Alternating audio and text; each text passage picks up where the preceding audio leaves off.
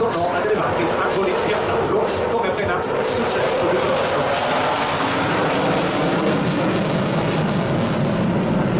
Un secondo mai al farolo, ovvero un tornò con un angolo d'attacco particolarmente elevato e che soltanto pochi aerei sono in grado di effettuare grazie alla loro linea aerodinamica e anche alla loro costruzione effettuata con materiali leggeri. Lo vediamo sopraggiungere dalla nostra sinistra pronto per l'effettuazione di un triplo tonneau. Contateli con noi. 1, 2 e 3.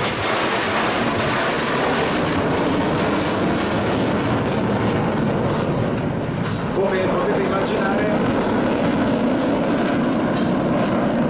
il collaudare un velivolo di alte prestazioni come l'Eurofighter sottopone il pilota a uno stress fisico non indifferente. Infatti nella prossima manovra ne avremo un esempio. Nella Schneider negativa il capitano Orlandi si prepara a contrastare la forza centrifuga che lo spinge violentemente fuori dall'abitacolo e contrasta la forza centrifuga spingendo in avanti la barra dei comandi.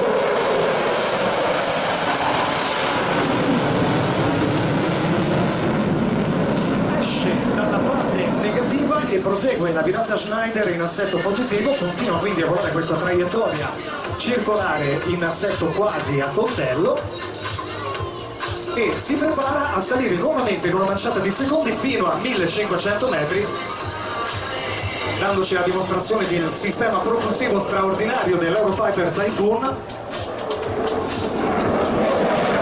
Rotazione in 360 gradi.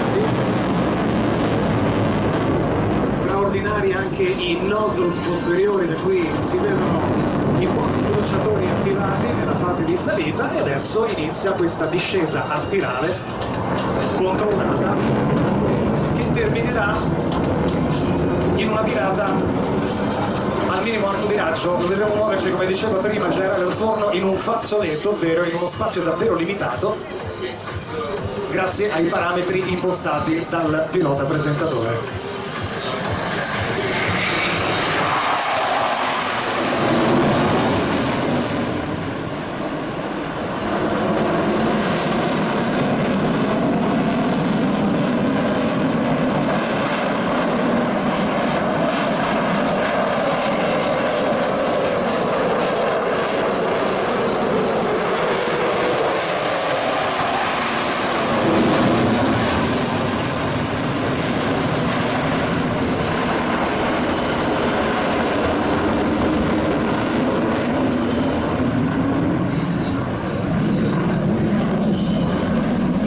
Virata Schneider, che è stata appena effettuata di fronte a noi, avete notato molto meglio il profilo alari a delta, e una nuova figura introdotta in questo programma dimostrativo è l'esecuzione del tonneau lento, che ci mostra l'Eurofighter in tutte le sue prospettive, in questa lenta rotazione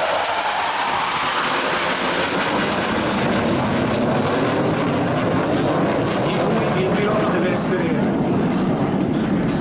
altamente coordinato nell'agire sui comandi di volo proprio per mantenere inalterata la quota e la traiettoria.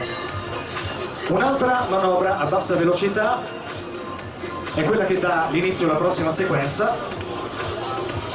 Parliamo di 200 km/h all'incirca nell'esecuzione del tonneau a botte con il carrello estratto. Luci di atterraggio accese in questo momento, velocità in diminuzione, e inizia la rotazione dell'Eurofighter che fa rientrare il carrello una volta completata la manovra, quando il capitano Orlandi chiederà la massima spinta ai suoi propulsori per salire.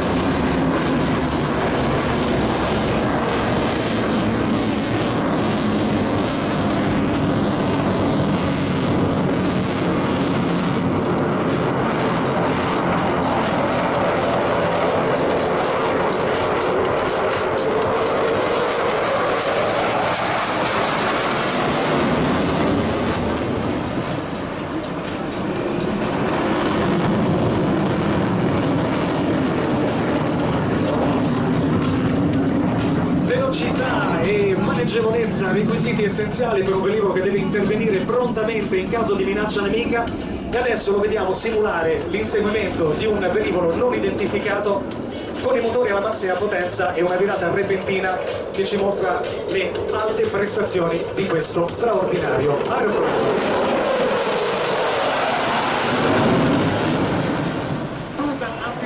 Una particolare restrizione, la maschera d'ossigeno aiutano il pilota a tollerare meglio gli effetti delle accelerazioni che in questa fase del volo sottopongono l'aereo e il pilota stesso ad una forza pari a 9 volte il peso normale. E si chiude così la presentazione dell'intercettore più avanzato mai costruito in Europa, a cui è affidata la difesa dei cieli italiani 24 ore al giorno, 7 giorni su 7, velivolo di punta dell'Aeronautica Militare Italiana per il servizio di difesa aerea. Un applauso per il capitano Gabriele Orlandi che termina il display dell'Eurofighter con una serie di tono a volte molto alti.